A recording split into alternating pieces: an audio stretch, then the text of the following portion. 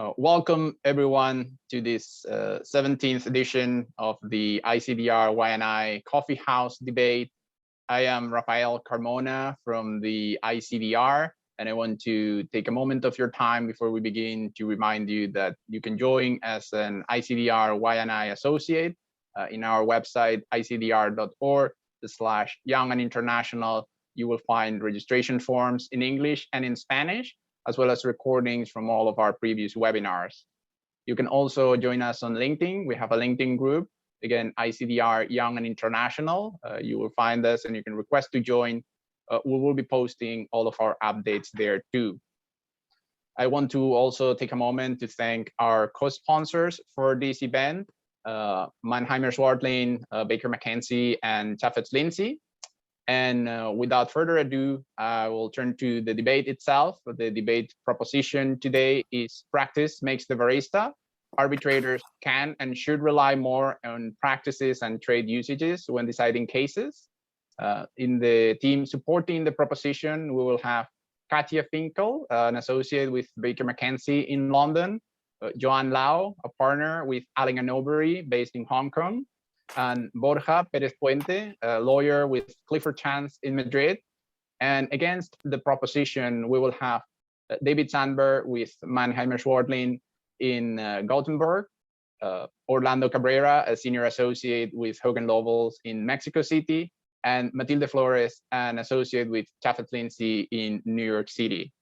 And of course, as our moderators, we'll have Mark Kantor, an independent arbitrator based in Washington, D.C., and Patricia Shaughnessy, a professor at Stockholm University in Stockholm. So with that, Mark, Patricia, the floor is yours. Rafa, thank you very much for that kind introduction. And thank you to the sponsors in the ICDR Y&I group for organizing this debate. We are grateful for the opportunity to make life miserable for our debaters. But we should probably begin, shouldn't we, Patricia, by asking Rafa to poll the audience now as to what they think the answer should be to this debate before they hear from our highly persuasive debaters. Do you agree with that, Patricia? Sure, I agree with that. Why don't you state the proposition, Mark, before it comes up in the poll so they have 10 seconds to think about it. I will restate the proposition that Rafa just stated, which is whether arbitrators should rely more on practices and usages in deciding arbitrations. The pro side will argue yes, and the con side will argue no. And the poll is now up. We invite those of you who are participants to answer the question as best you can. Well, I think we should expect a little bit more of our participants. They must take a stand. Like an arbitrator, you can't not take a stand. It's their mandate to decide either in favor or against.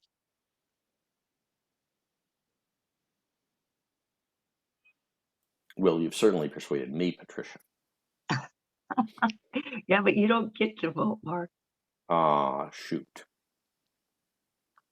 So let's just give it another minute or three to see if some of our shy participants in the audience will come forward and vote on their choices here.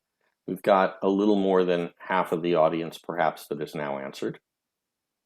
So we need a little bit more. I think everyone in the audience would like us to move on to the debate. So please get through this threshold poll so we can get to the debate.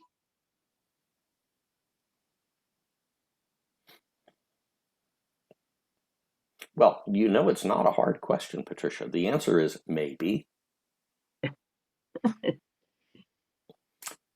All right, Rafa, why don't you tell us where we stand with the poll?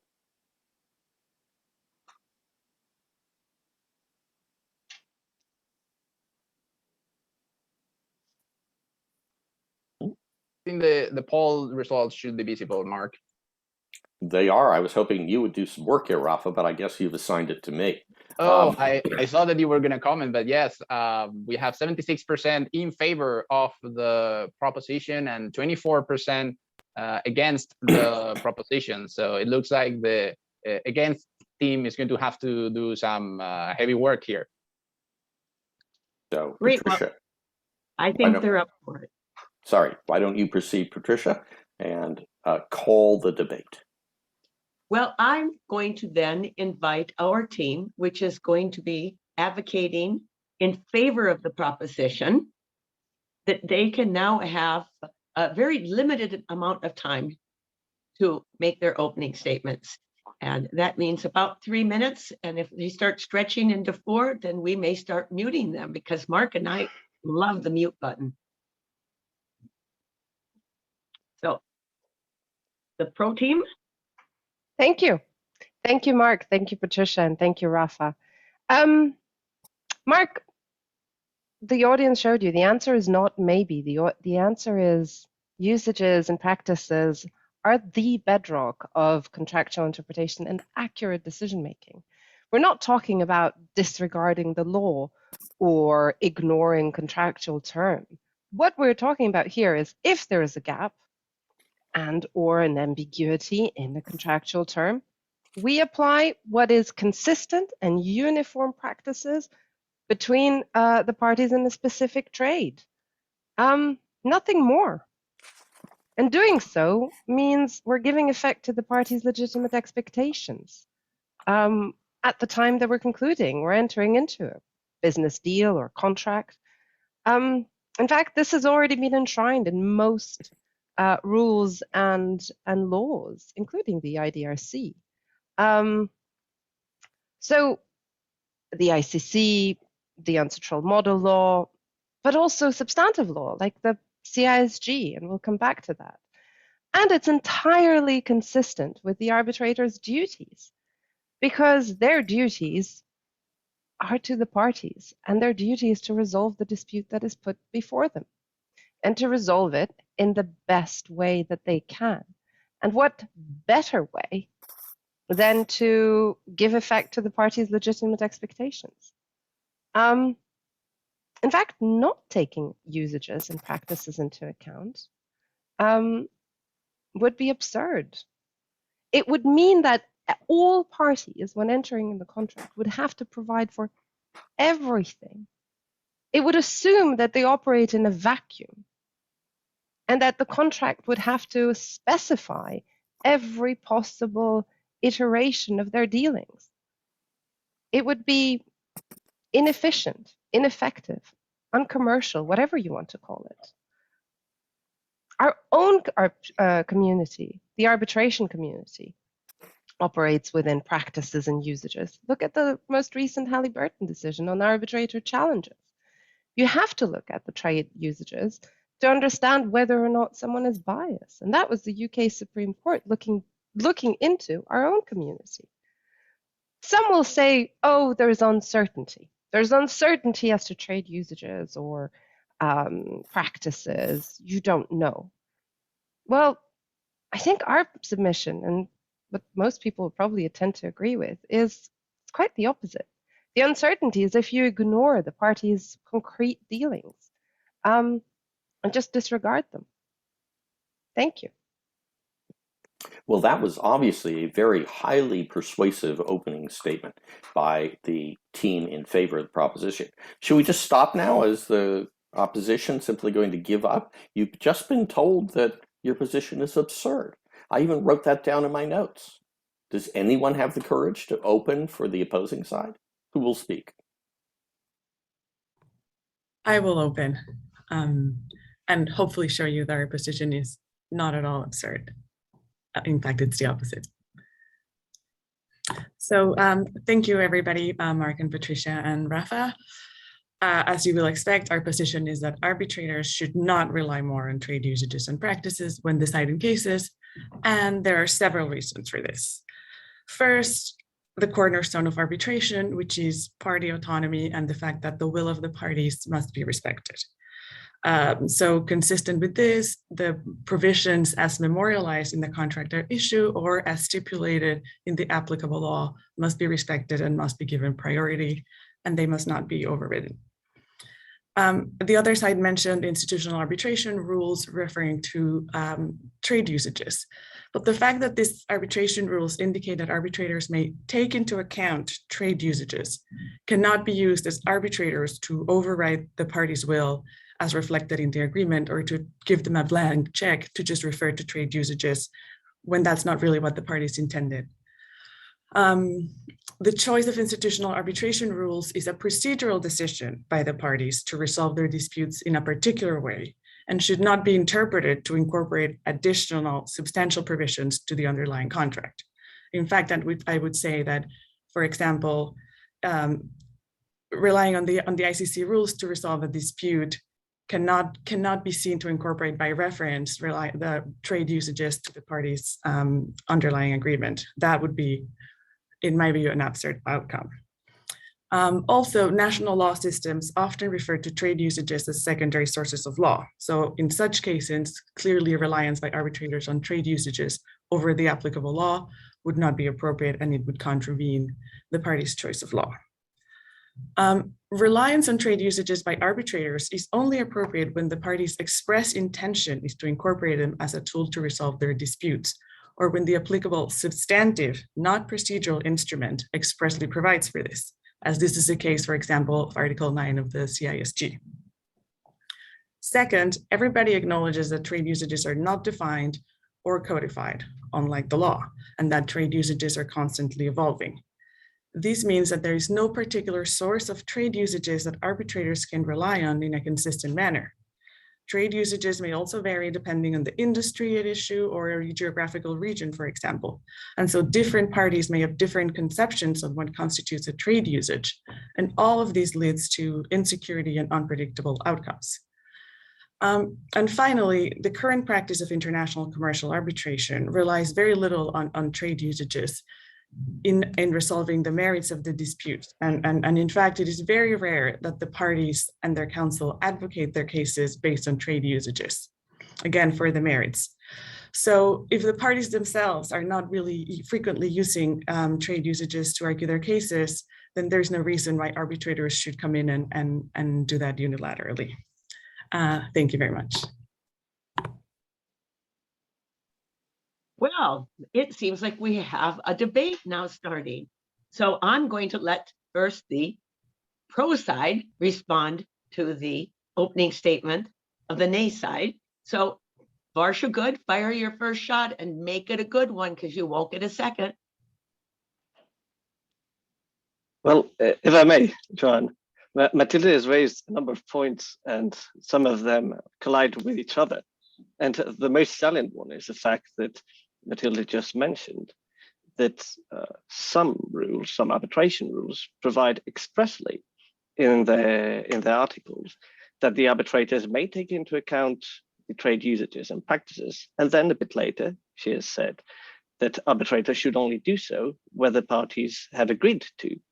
Well, what is an agreement if not an express decision to submit something to a dispute to the rules which provide that arbitrators should take into account practices and usages?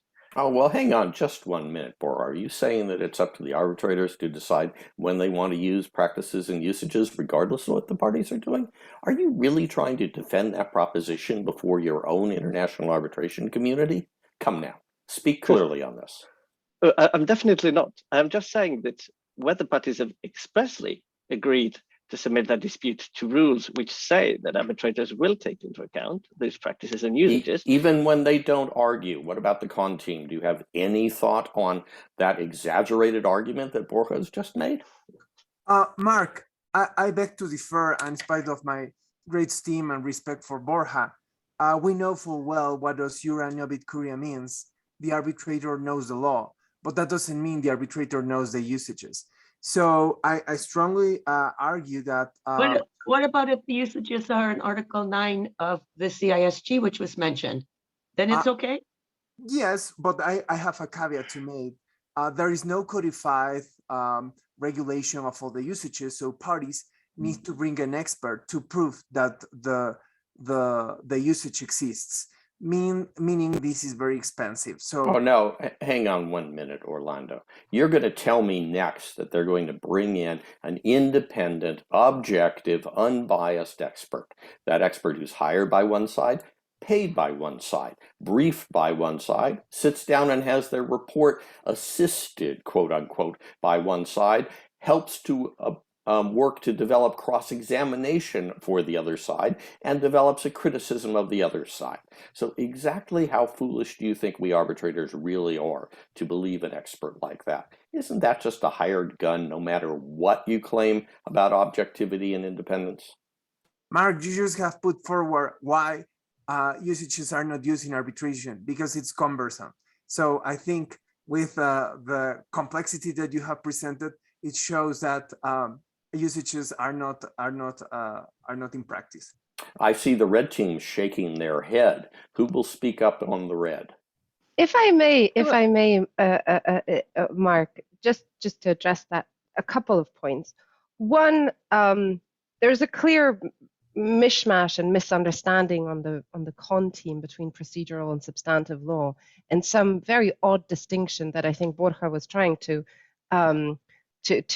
pinpoint. That simply doesn't make sense. A choice of a procedural rule is still a choice, and you have to respect that. That's the key. And if the procedural rule says you have to take into account usages, well, it's the choice of the parties to select that procedural rule. Well, We have to give it. Let me interrupt and ask you this procedural, substantive, and all of this. If we're talking about taking into consideration practices and usages, isn't that a form of evidence? And is evidence substantive or is it procedure? Absolutely, it is a form of evidence, and in fact, that goes to Mark's points around, to what extent is that evidence credible? But it is a point of evidence. But whether or not evidence is admissible and all those type of issues, that's procedural. That's a procedural point, and it goes to the procedure that's applicable. That's why all of these procedural rules. That's why the ancestral model law, the ICC, the ICDR, all of them provide for what law to apply, because the question as to what things to look at and when you're interpreting a contract or when you're giving effect to the party's intention, that's a procedural question. Now, then you go into substantive and you look at the evidence. Here. I'm just totally confused. First, I heard an argument that this was law, and someone argued it was a secondary source of law. Then someone else agreed that this is evidence, which sounds to me like facts. Then we're debating whether it's a procedural rule, it sounds to me like that's law, versus a substantive rule, back to law. Would someone please tell me what the heck we're talking about here? Let's try a different color. Let's go back to blue and see if there's anyone else on the blue side who can help me figure this out. And before you do that, I just want to remind people, I forgot to say at the very beginning, the positions that the debaters take may not reflect their own personal views, probably don't, and certainly cannot be attributed to their organization. So, blue team, lie away as best you can. And let me just add before Blue shoots in there, do not expect this to be held against them in a real case, when in a real argument. Mark, so Blue team. I think you have emphasized that trade usages bring uncertainty. Oh, Orlando, you spoke before. I want to hear someone else now. I love your tone, but someone else has to speak up or I'm just going to blank them out on their screens. Right. Come now. Someone else on the blue team has to have a voice here. I can address this. I think this is really a core issue that informs us why relying on trade usages is not as easy as the red team makes it seem. I mean, there exists a wide variety of different usages. There are normative usages, contractual usages, there are factual usages, interpretative usages, and so on. And they vary from industry to industry, from local place to local place, and they cannot be classified, or they're not transparent, and in fact, not even academics have composed an exhaustive list of all these principles. And well, now, hang on a minute, Mr. Sandberg. You've just listed 7 or 8 practices or usages I've never heard of. I think you've just conceded that this is a mess, and I'm quite curious to hear what the red team has to say about that concession on your part. Ms. Lau, I notice you nodding your head up and down, but not speaking. Let's change that. Speak up. I think what David said isn't actually a problem of trade usage. It's actually an advantage of trade usage because there are so many different industries. So every industry may have a different set of trade usage. That is not a problem. I think that is the beauty of relying on trade usage. And I don't agree that this is a messy situation. Whenever there's a need to prove trade usage, there are many different materials available. There are industry publications. We talked about expert. There are codes of conduct. There are so many sources, and ultimately what will show. Wait, Joanne, you're speaking about these as if this was something that never changes. So are you saying that trade usages never evolve, or that parties never deviate in some kind of subset of circumstances, that they're always the same? No, I think it's a very, I would describe it as being very dynamic, actually. And what we're looking at is in the market, what are parties, trade users in that market, what would they know? What do they ought to know? I think it reflects actually the realities of what the real players in the market think and expect. What happens in a long-term contract where you have trade usage at start of contract, then you have performance, which is going on over a few years. And then during that period of time, the practice or the usage changes. And how do we know when it changed and what was the common intention and understanding that might have led the behavior of the parties? It sounds rather messy to map out this dynamic usage. I think a very lawyerly answer would be we need to look at it on a case-by-case basis. Okay, well, let's ask you a case-by-case question. You got Patricia's long-term contract, and allegedly there's an identifiable usage, and I emphasize the word allegedly. But throughout the term of this long-term contract, you've got practices by the parties, and they are contrary to the usage. Which one governs? What's an arbitrator to do here? I don't see anything in Article 9 of the CISG that tells me whether practices are more important than usages or vice versa. Am I just supposed to toss a coin again? In that scenario, we might be in a very interesting situation where, say, there is a clash between a trade usage with the specific party's practice. And one very legitimate valid view is that one might prioritize practice over trade usage because that reflects party autonomy and their expectations more. So, Madam Lau, what's your authority for that legal assertion now that a factual practice overrides a factual usage?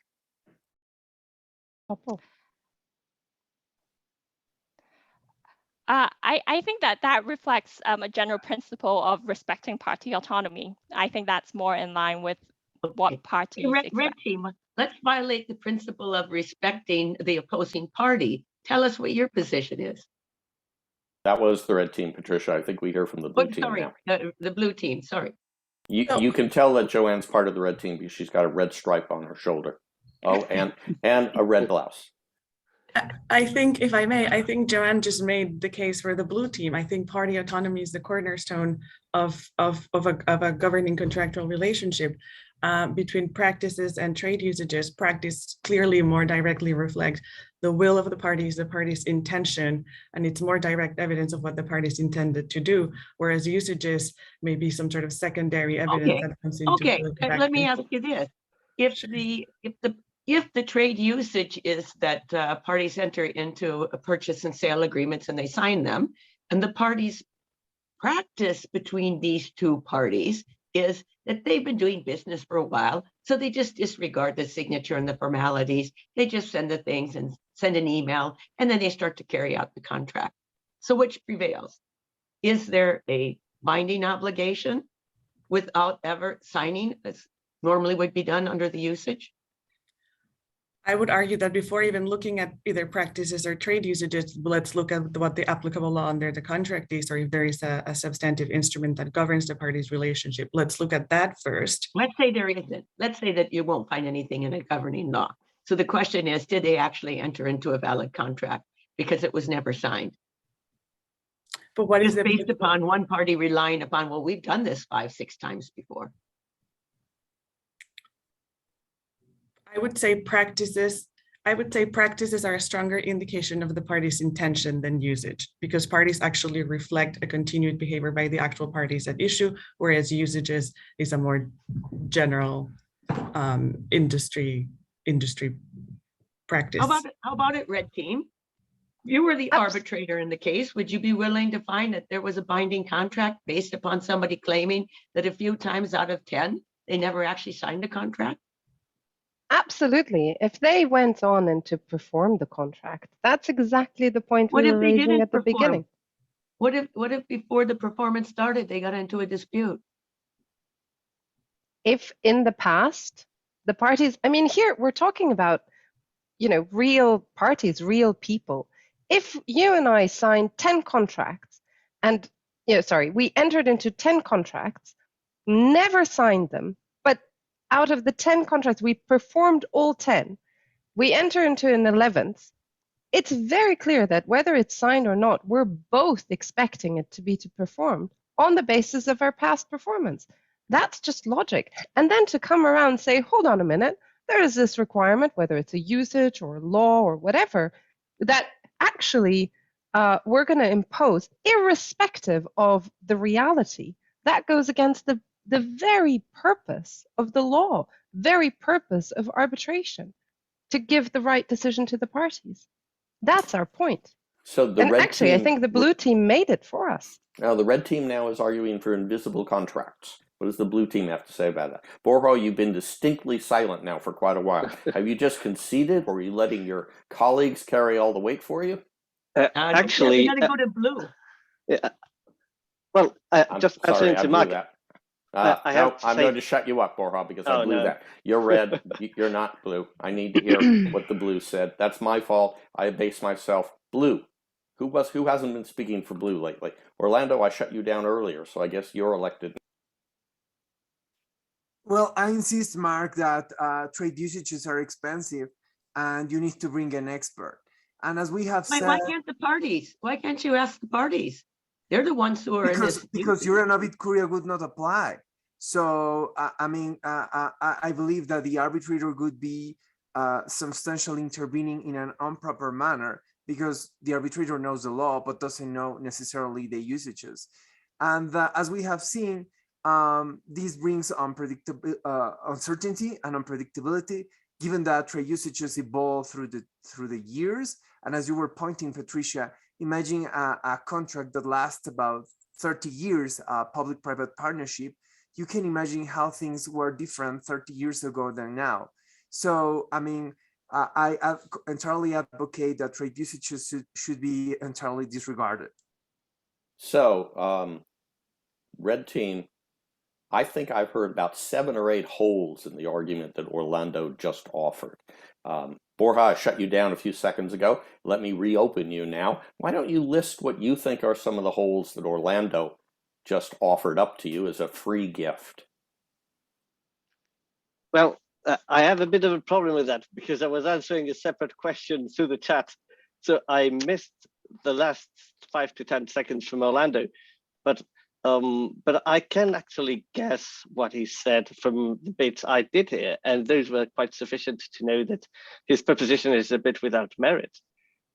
Not least because if what he says is that you have to bring experts to the field, well, you have to bring experts pretty much for everything in arbitration, for every point of fact. If what his concern is, I don't understand why you need to bring experts when you have people within the two companies which are disputing, who regularly are doing business in this field, why they can't testify or make witness statements or whatever as to what are the usual ways in which the trade usages take place.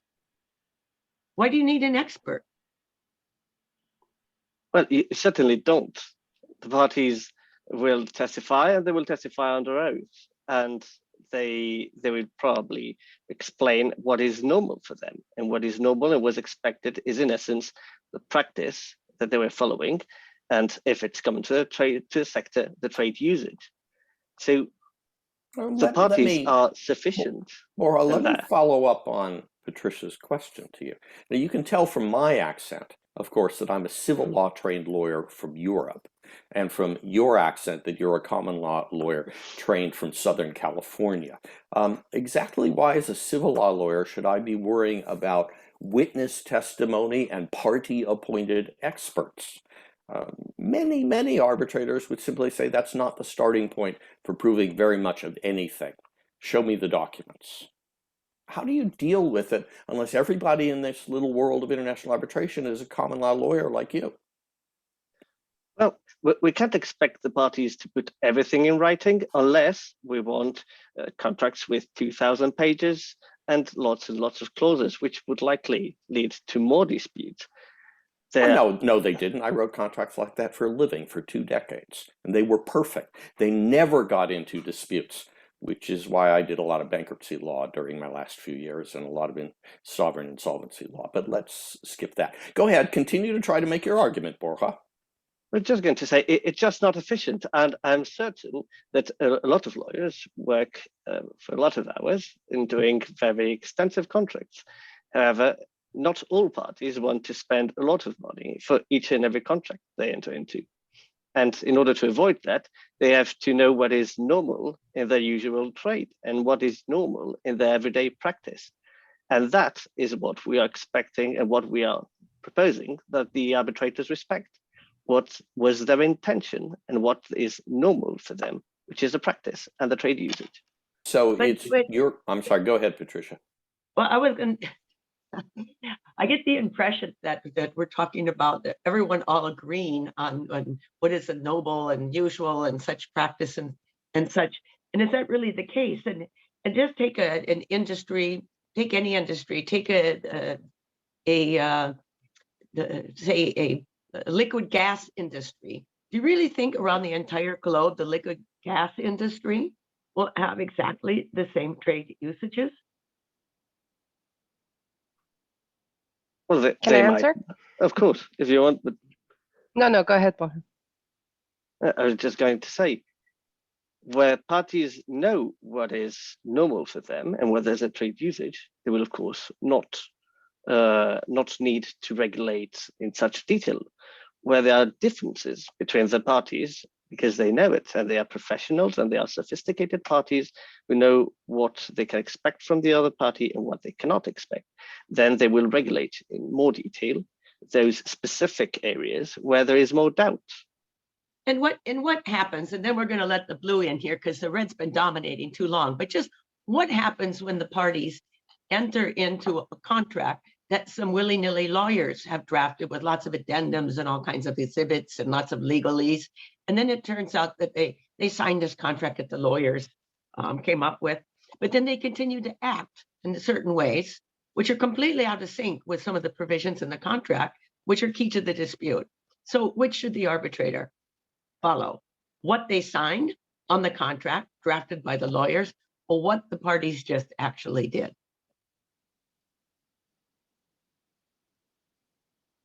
Someone on red answer, then someone on blue disagree. That's the process we'll undertake now.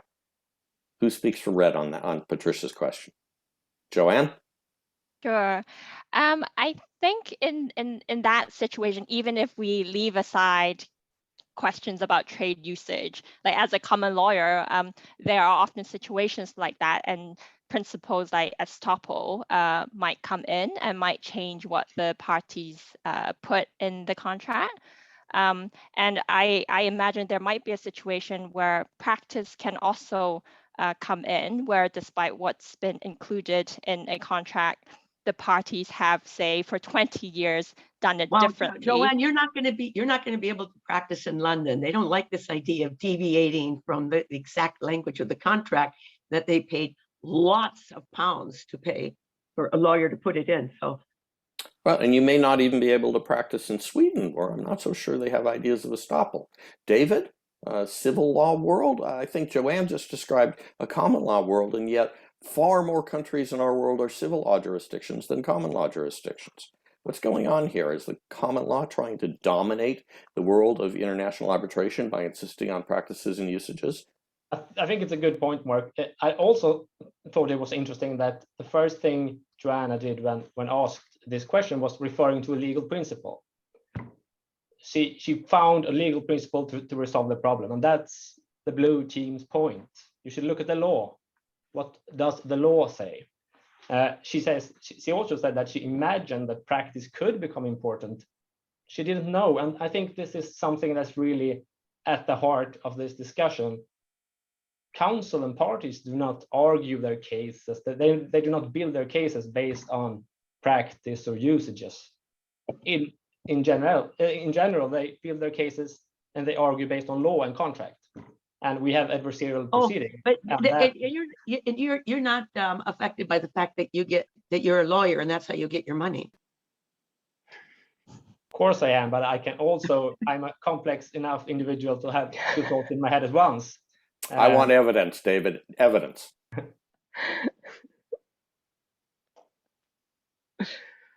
Oh, well, no, I would just, yeah. Sorry, finish, David. I was going to say it's good for lawyers, but it's also good for business, because making deals requires predictable and stable business environment. As we have heard several times today, trade usages evolve, and people don't really know what trade usages apply where and to whom and in what sector. People need stability, predictability, legal certainty, and that's David. Drawing upon my extensive experience as a transactional lawyer, I can assure you that's what people want, but that's not often what people get. There are so many transactions entered into in an uncertain and unpredictable environment. Moreover, an environment where practices and usages are incredibly hard to evidence. So I don't fully understand the point you're making. I wonder if the red team can help David here by explaining a bit more accurately the point he thought he was trying to make and what the flaws in it are. Borja, wake up. I'm here, still here. So in essence, that David has raised a couple of points. Though I will go back to one of his first statements where he said that you look at the law. And if we look at the law, and in particular to the UNCITRAL model law of arbitration, and to the more than 84, 85 countries that have implemented it, it says that arbitrators should take into account trade practices and usages.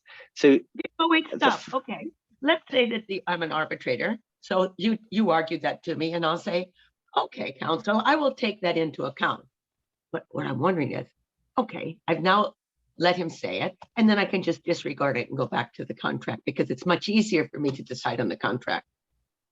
So when is it the arbitrator should take into account, what does that actually mean? Does it mean it's a presumption? Does it mean it overrides the contract? Does it mean it has to be proven? What does that mean? It means exactly what you just said, Patricia. You look back to the contract and you find out that there's some ambiguity or there's some gap. And that's something you cannot solve just with a contract. And then that's when you look at what the parties intended, what they expected. So if there's no ambiguity, the contract says X and the parties did Y, then I look back to the contract and I say, I'm going X, disregard the usage and the practice. Because the contract gives me a nice, clean solution. Well, there's a bit of a difference there. If it's just a trade usage, well, I'll go first to the practice.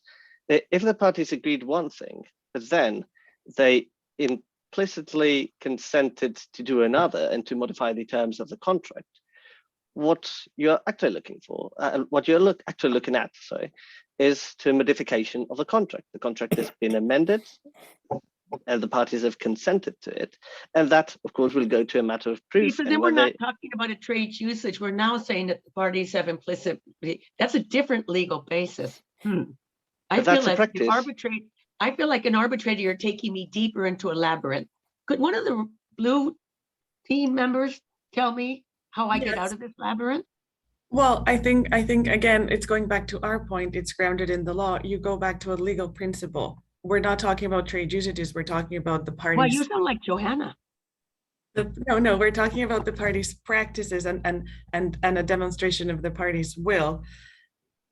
that may be considered based on the law as an amendment of the contract. Again, all grounded on the law, the provisions of the contract, and what the applicable law tells you about contract interpretation. You don't bring in external trade usages to try to resolve a dispute when there are clear legal principles that govern it, and where those legal principles clearly take into account the parties' practices as a demonstration of the party's intention. Mhm. That's how I would go about it. Well, I think we're getting close to the point where we're going to be doing some closing statements, as we're going to be completing this in about 15 minutes, I believe. Maybe a bit. So why don't we have the Reds respond to that? You can make a couple more quick points, red and blues, and then we'll move to the closing statements. I think from what Matilde said just now, we might be able to identify a common ground between the two teams, because as Katia said right in her opening, we're not suggesting that trade usage and practice should be relied on to amend the law to change what, say, the contract says. But what we're saying is, in reality, even the best lawyers drafting might result in a contract with gaps, with ambiguities. And that's where trade usage and practices could be extremely useful, and arbitrators. Okay, but Johanna, can a trade usage or a practice be accepted when there's no gap, there's no ambiguity, and it's clearly contrary to what it says in the contract? We would say no, unless it amounts to what Borja said, and say a modification of a contract, or if there's like estoppel. And what if there is no modifications of the contract without written consent? Then what happens? There are ways, if I just may, there are ways in which every single law, whether it's civil or common, provides the arbitrators or any decision makers with an opportunity to take into account a practice where that practice is very clearly against what the parties originally concluded, whether it's by estoppel or good faith or, you know, whatever it is. If there is a practice, those words make a common law lawyer shudder. Well, not really, not estoppel, and certainly not when there is a reason.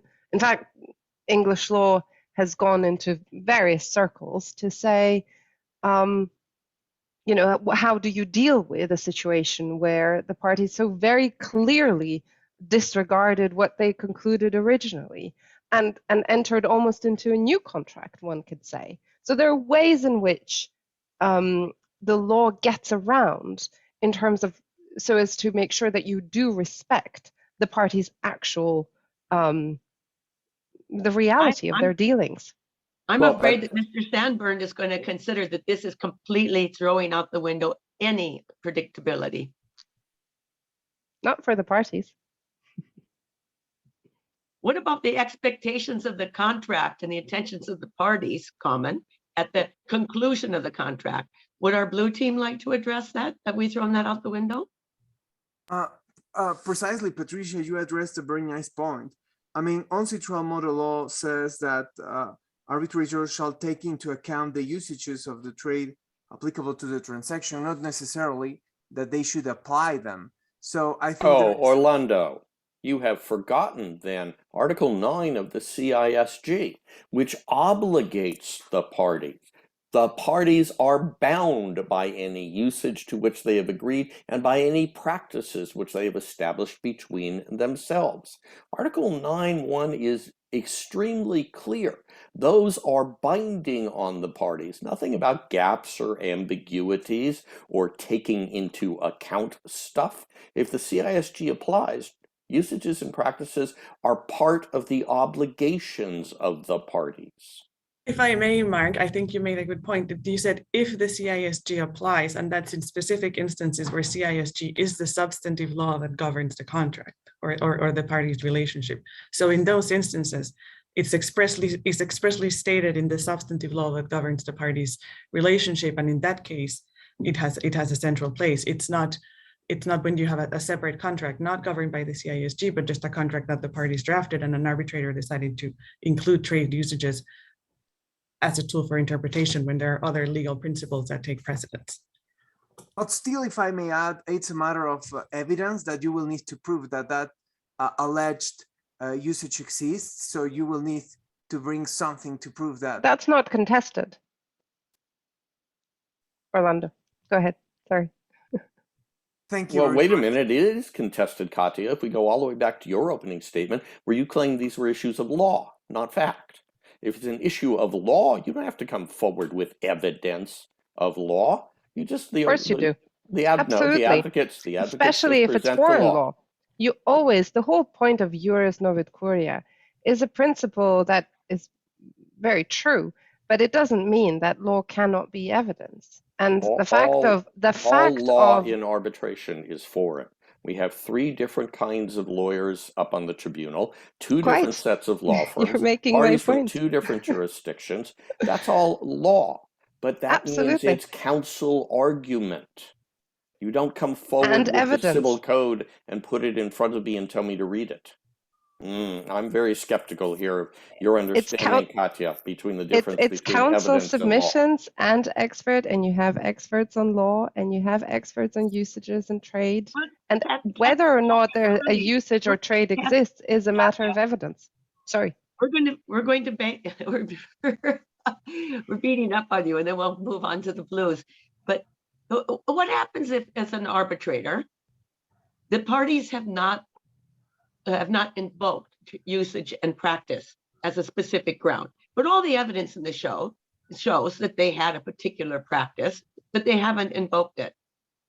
May I, as the arbitrator, find that the basis for making a decision on the basis of juris nova curia, or am I prevented from doing that since it has not been specifically argued and submitted by the parties?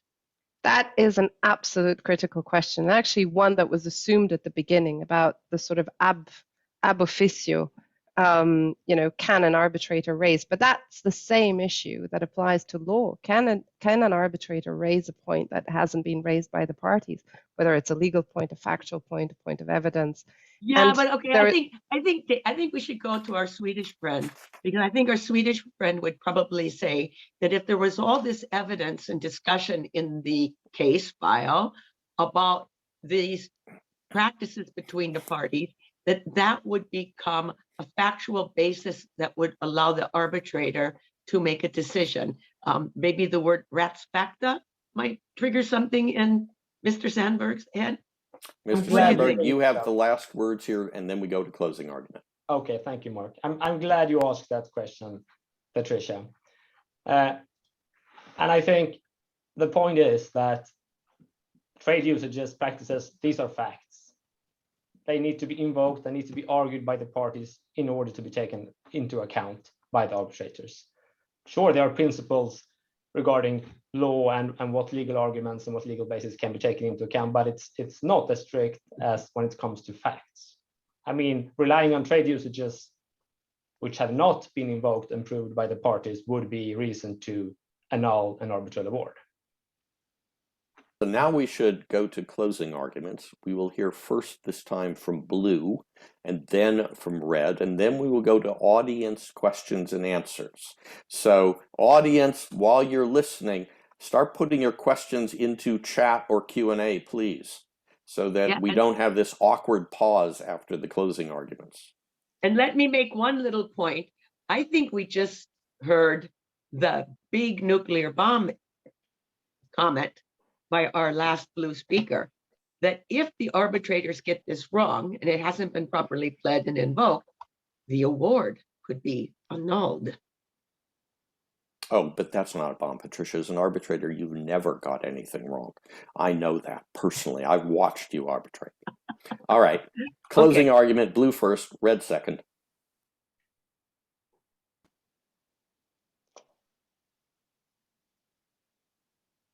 Blue first. Okay.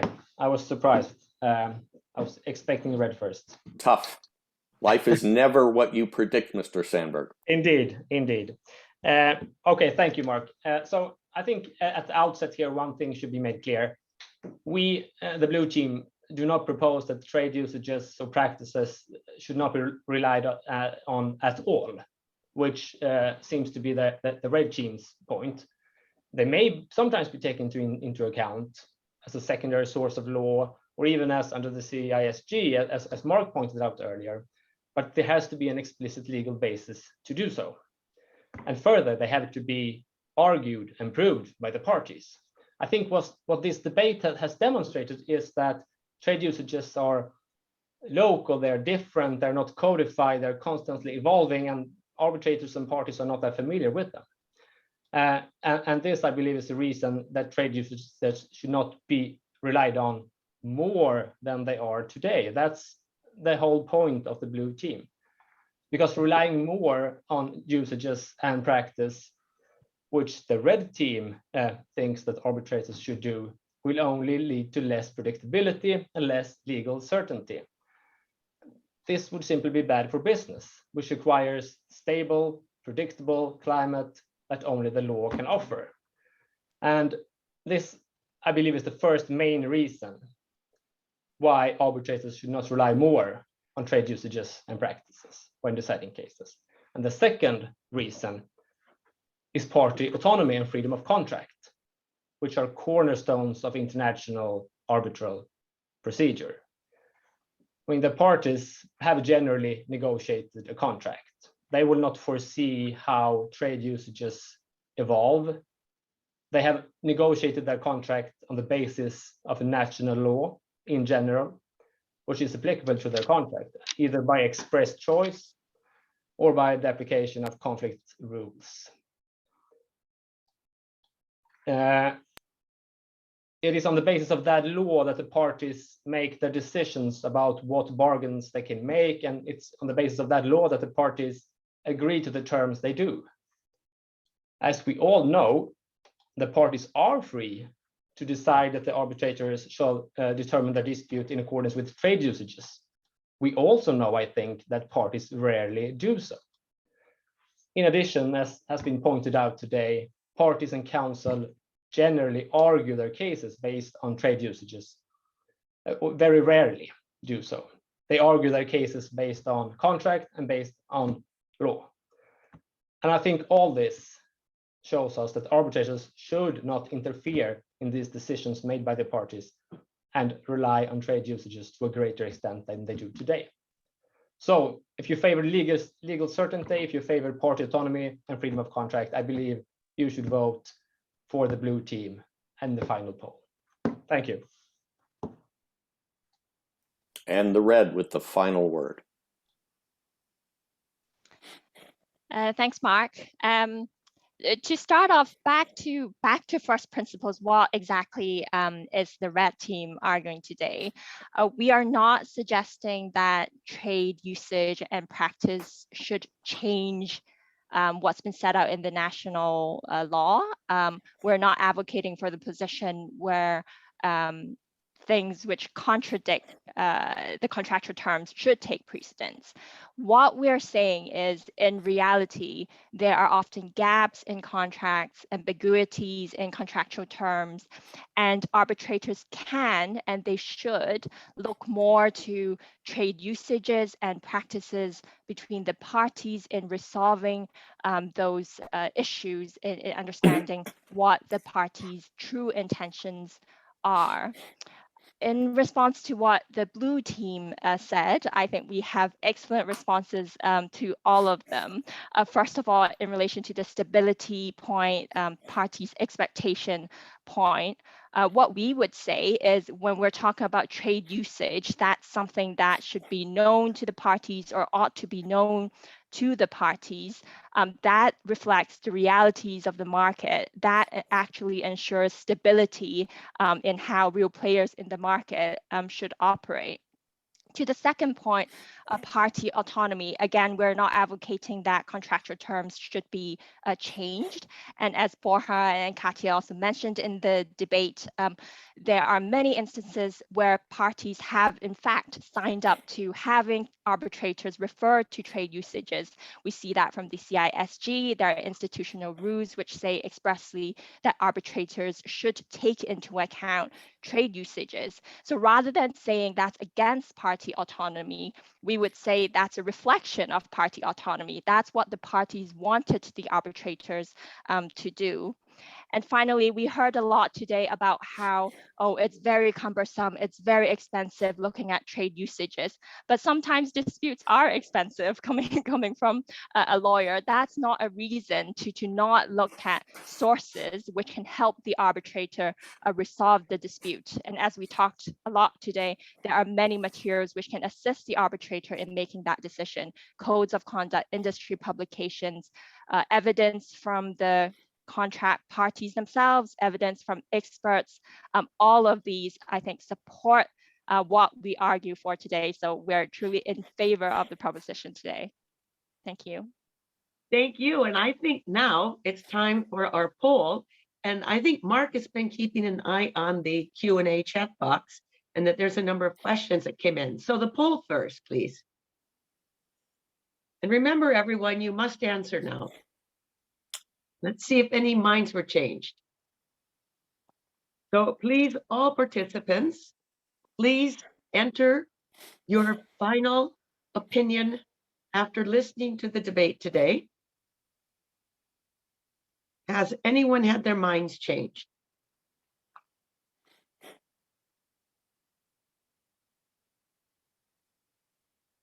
Now that you have heard the arguments, are you in favor of the proposition?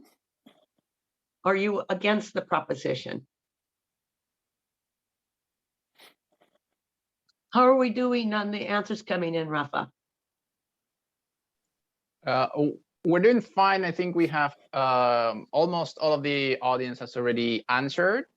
And let me actually, unless I'll give like 5 more seconds in case someone else want to answer. But otherwise, I'm going to finish the poll right now. The blue team and red team, they're saying, come on, 1 or 2 more votes. We might be on the edge. We want to win. We want to win. Get that last vote out of it. So let me share the results. And here we go. And just for some context, it looks like actually the percentage of people in favor has increased slightly, like by 5% to 81%. Against the proposition, now it's down to 19%. So it looks like the in favor team actually managed to change some minds with their presentation.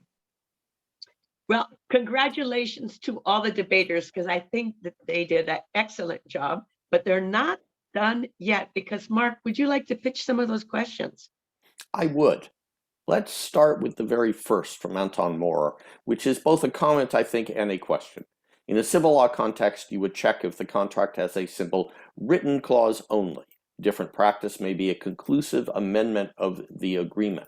So, do you think having a clause in a contract that says modifications must be in writing has an impact on the role of usages or practices in determining the content of the parties' obligations? Does anybody among the debaters wish to try to take up and comment on that question? Mark, if I may jump in, under Mexican law, the jurisprudence has been clear that the conduct of the parties, it's a hint to interpret the will of the parties to perform the contract. So conduct will be essential, and of course it's a matter to prove, and it's a matter to assess.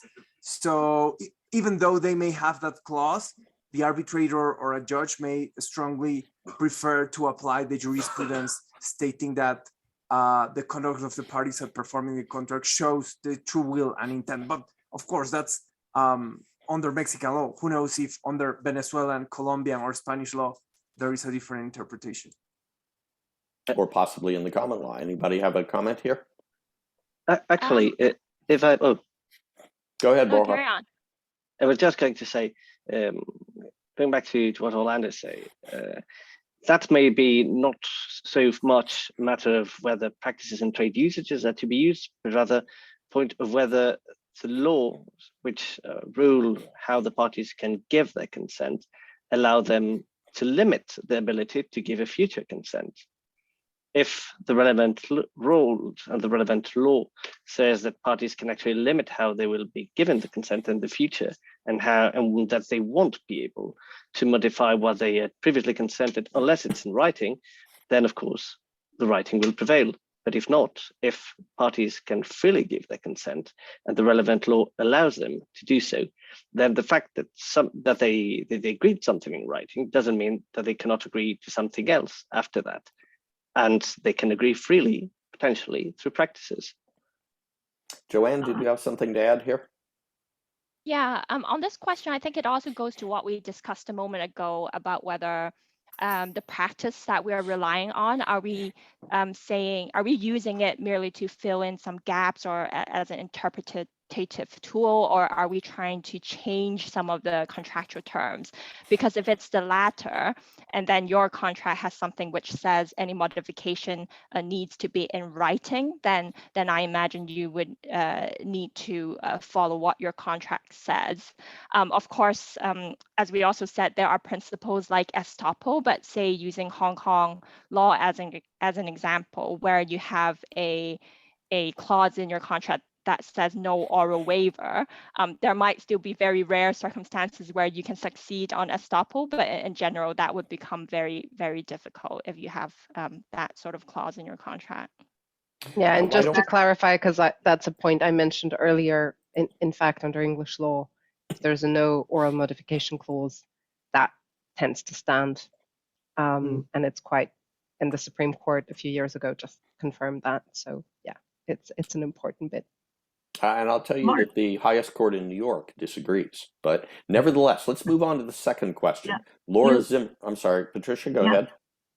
No, that's what I was going to say, Mark. Give us another question. Well, Laura Zimmerman raises a challenge to a comment you made, Patricia. Why is it a problem if trade usages evolve? Shouldn't we always just look at trade usages to help determine the parties' intentions at the time they entered into the contract? Anybody have a view? Is the time when we consider practices and usages the time the contract is entered into and the intent at that time? Practices, of course, can often continue following the execution of a contract. I guess it depends on what the purpose would be with looking at the usages. If it would be to interpret the party's will as written, then it would be reasonable to look at the usages at the time when the contract was concluded. So do you think there's a difference here between usages and practices? Yes, of course. I do think so. I mean, the party practices after the conclusion of the contract could also inform how they have perceived the written clauses and how they interpret their agreement. But I guess it would be difficult for a trade usage to result in finding that the parties had made a modification of the contract. Yeah, definitely. That doesn't go to party intent, but practices do. Let's turn now. It's true that trade usages will rarely modify the parties' agreement after that, but trade usages can also be relevant throughout the performance of the contract, depending on the nature of the dispute.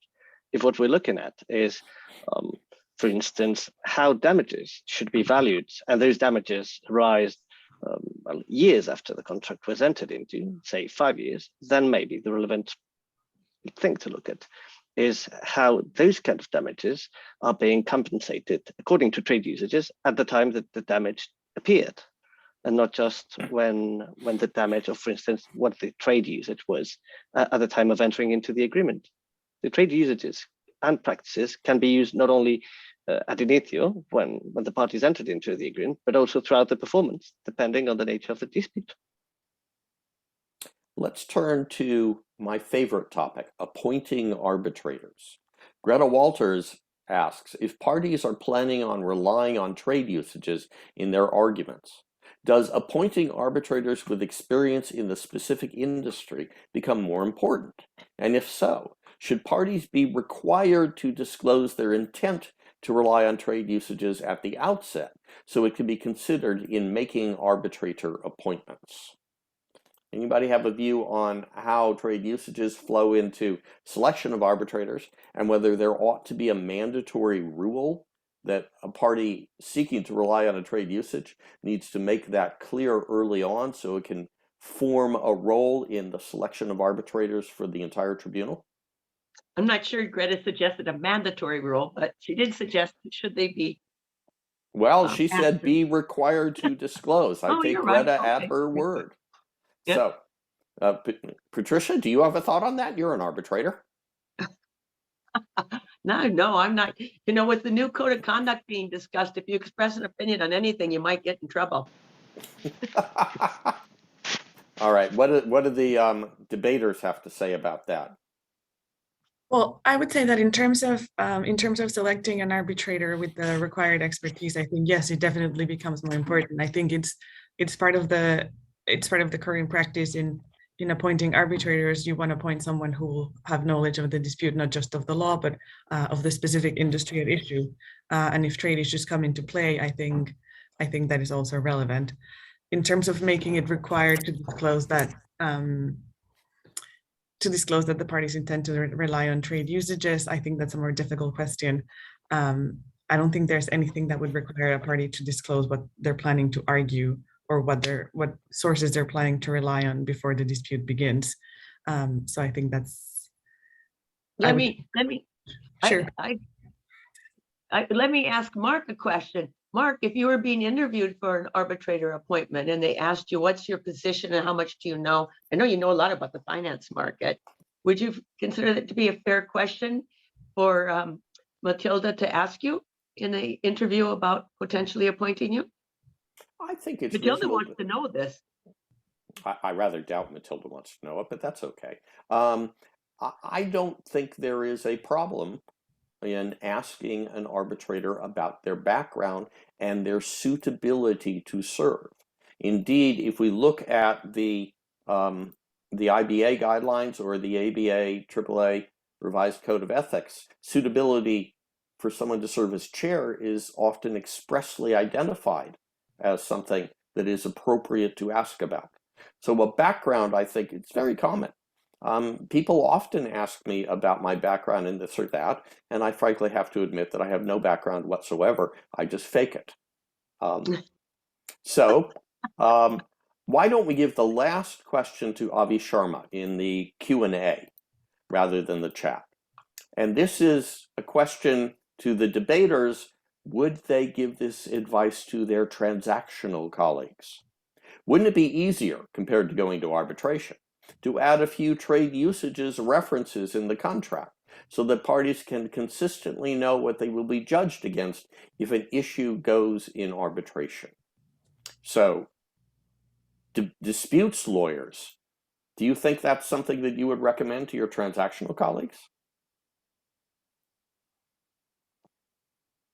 Mark, if I may jump in, I've been practicing for more than a decade. And as far as I recall, except for practices between the parties and how they were performing the contract, I've never seen trade usages coming either in oil and gas, construction, or any other matter. So I would like to hear from my colleagues if they have actual experience arguing or advocating for the existence of trade usages and perhaps implement one or three clauses putting forward those trade usages. Any of you? I would say that there's a certain kind of trade usage in which I have certain practice in, which is in cases where allegations of corruption have been made, the current trends and the current, the commentators have proposed in arbitration that what the arbitrators should look at are what are the trade usages, what is normal in a certain sector, and whether something deviates from there in order to see whether that deviation is suggestive of corruption.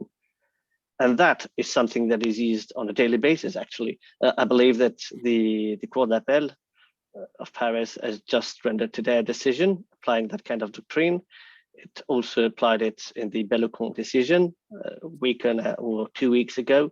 And similarly, there have been courts throughout all the world when hearing about set-aside claims seeking to set aside awards, which have taken that same approach, which is what are the trade usages where something deviates from there, and whether that is suggestive of illicit conduct.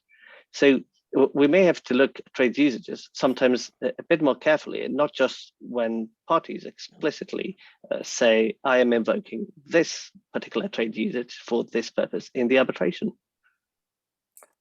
If I may be allowed to offer a thought here, harking back to my days as a project finance lawyer, in EPC contracts, engineering, procurement, and construction contracts, there is in the model forms as well as in practice a clause that does specifically say that you are instructed to try to fill in gaps by looking at industry practice. The actual language of that clause differs and is often negotiated between the parties. But if you go back to the Red Book contract or for construction contracts or AIPN model form contracts, you will find a clause of that type that is recommended. I think this is a really, really interesting discussion. I'm really impressed with the work that the debaters have done. I know it's a busy time of year and you had a short run up to this, so I think you've done a terrific job. I think, however, we're going to have to close because we're already now about 1/4 past the hour. And thank you, all the debaters. I think they deserve a round of applause, either cyber or real. Excellent. Thank you to the organizers. Thank you, Rafa. Thank you to all of the sponsors that make this possible. And let me make a particular shout out that I think all of us are looking forward to 1 year from now, being back in the palatial surroundings of the Kaczynski Palace or whatever it's called in Vienna, enjoying a robust coffee house debate with real coffee and real pastries and real people all together. So thank you so much, debaters. Thank you, organizers. Thank you, sponsors. And most of all, thank you to the participants who spent your afternoon or your morning or your evening with us. And I'm off to the beach now. So I join in all of Patricia's thanks, but do not repeat them. Raphael, you have final thoughts on behalf of the organizers? No, simply again, thanking everyone that has been involved, the panelists, the sponsors, and the attendees. And yeah, look forward to the next one that hopefully will be in person in Vienna. So thank you all very much and see you in the next one. Take care. Bye. Take care, Take everyone. care. Thank you. Thank you. Goodbye.